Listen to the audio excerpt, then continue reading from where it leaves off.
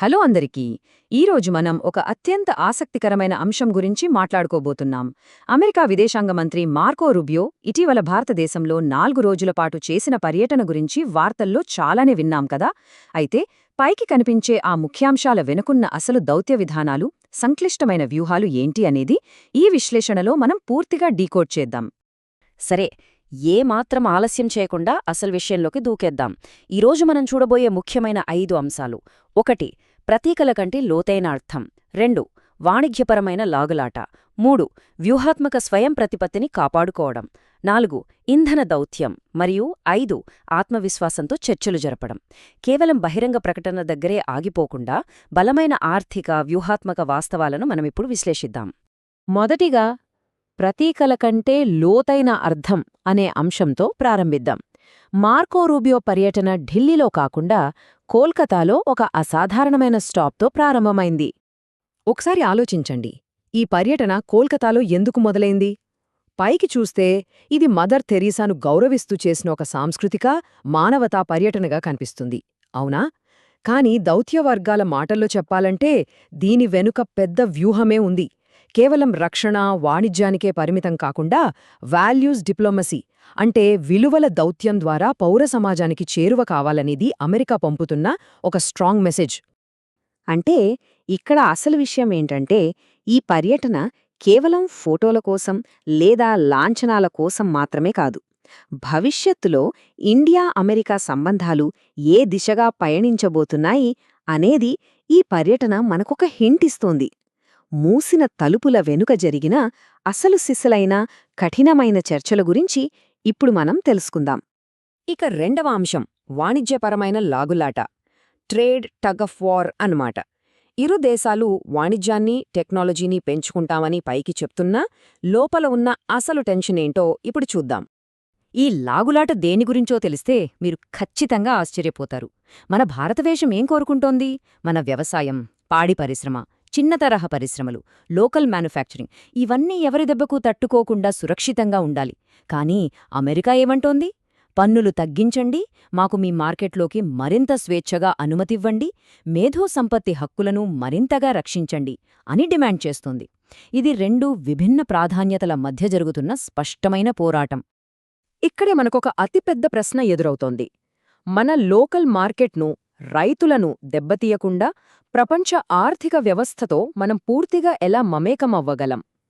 పెద్ద ఎత్తున వాణిజ్య రాయితీలు ఇస్తే భారతీయ రైతులు, చిన్న పరిశ్రమలు విపరీతమైన పోటీని ఎదుర్కోవాల్సి వస్తుందని విమర్శకులు ఆందోళన చెందుతున్నారు.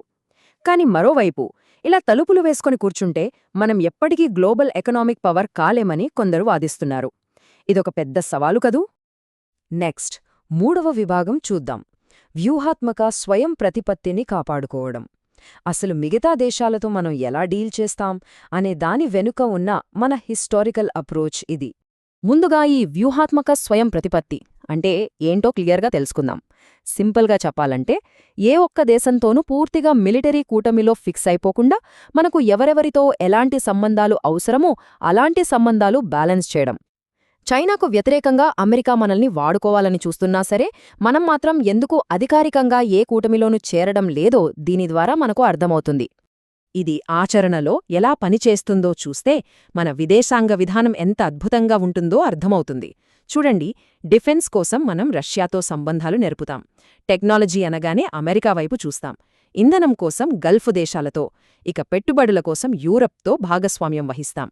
అంటే మన గుడ్లన్నీ ఒకే బుట్టలో పెట్టుకుండా దేశాలని బట్టి మన అవసరాలను ఎంత పక్కాగా బ్యాలెన్స్ చేస్తున్నామో గమనించండి.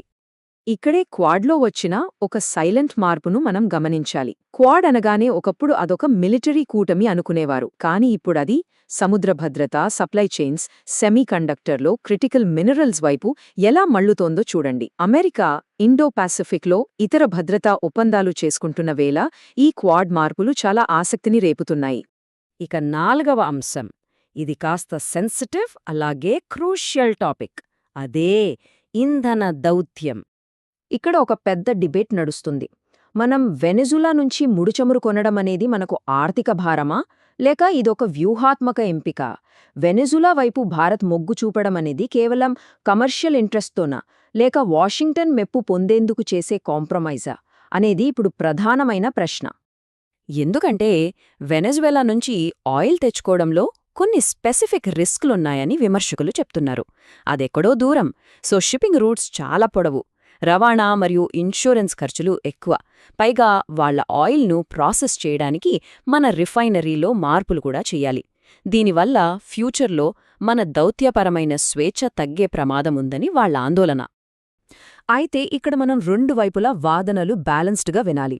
ఒకరి మాట ఏంటంటే, ఇలా భౌగోళిక రాజకీయ సర్దుబాట్లు చేయడం వల్ల పెరిగే ఖర్చుల భారం చివరికి మన జనాల మీద, మన పరిశ్రమల మీదే పడుతుందని విమర్శకుల కన్సర్న్. కానీ దానికి వ్యతిరేకంగా సపోర్ట్ చేసేవాళ్ల వాదనేంటంటే, ఎప్పుడూ ఒకే దేశం మీద ఆధారపడకుండా ఇలా వేరువేరు దేశాల నుంచి కొనుగోలు చేయడం వల్ల దీర్ఘకాలంలో మనకు రిస్క్ తగ్గుతుంది, పైగా మన సార్వభౌమాధికారం పెరుగుతుందని అంటున్నారు. సవాలేంటంటే, ఎవరి ఒత్తిడికే తలగ్గకుండా మన ఆర్థిక లాభాన్ని బట్టే దేశాలను ఎంచుకునే సామర్థ్యాన్ని మనం కొనసాగించాలి. సరే, ఇక చివరిగా 5వ విభాగానికొద్దాం. ఆత్మవిశ్వాసంతో చర్చలు జరపడం. వాణిజ్యం, ఇంధనం, వ్యూహం వీటన్నింటినీ మన దేశ సార్వభౌమాధికారంతో ఎలా ముడిపెడతారో ఇప్పుడు చూద్దాం. అంతర్జాతీయంగా ఒప్పందాలు చేసుకోవడం తప్పుకాదు, కానీ హోంవర్క్ సరిగ్గా చెయ్యకుండా, అంటే సరైన సన్నాహాలు లేకుండా ఆ ఒప్పందాలు కుదుర్చుకుంటేనే అసలు సమస్య వస్తుంది. వ్యవసాయం పోటీతత్వం తగ్గిపోవడం, మన పారిశ్రామిక సామర్థ్యం దెబ్బతినడం, విదేశాల మీద ఆధారపడటం పెరిగిపోవడం, మన సొంత రూల్స్ మనం పెట్టుకునే స్వేచ్ఛ పోవడం, ఇలాంటివన్నీ జరిగాయంటే అది సమాజంలో పెద్ద ఎత్తున పొలిటికల్ ప్రెషర్కు దారితీస్తుంది. కాబట్టి ఇక్కడ అసలు పాయింట్ ఏంటంటే, మనం వాషింగ్టన్తో కలిసి పనిచేయాలా లేదా మన సార్వభౌమాధికారాన్ని కాపాడుకోవాలా అని ఒకదాన్ని ఎంచుకోవడం మన ముందున్న సవాలు కాదు. వాషింగ్టన్తో చేతులు కలుపుతూనే మన స్వయం ప్రతిపత్తిని ఏమాత్రం తగ్గకుండా ఎలా చూసుకోవాలి అన్నదే మన ముందున్న అతిపెద్ద సవాలు.